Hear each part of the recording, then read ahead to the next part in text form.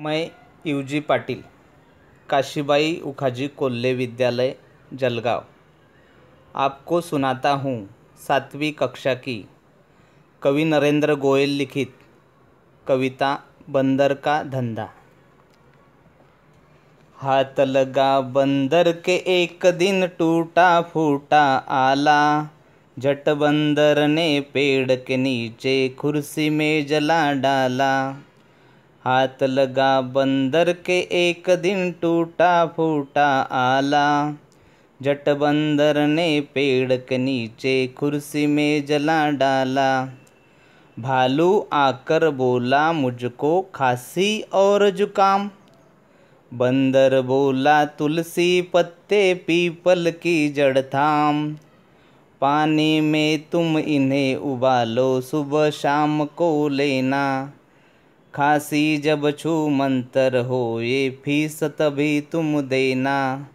हाथ लगा बंदर के एक दिन टूटा फूटा आला, झट बंदर ने पेड़ के नीचे कुर्सी में जला डाला।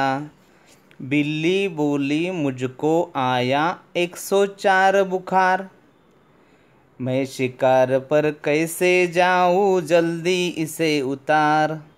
बंदर बोला रसगिलोय का 3 बार तुम पीना, कल से ही तुम डांस करोगी ईना मीना डीना।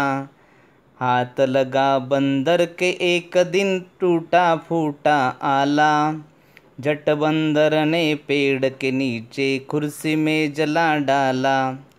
तभी लोमड़ी आकर बोली चिकना सुंदर मुझे बनाओ, मैं ही दिखूं सबसे सुंदर ऐसी बूटी लाओ।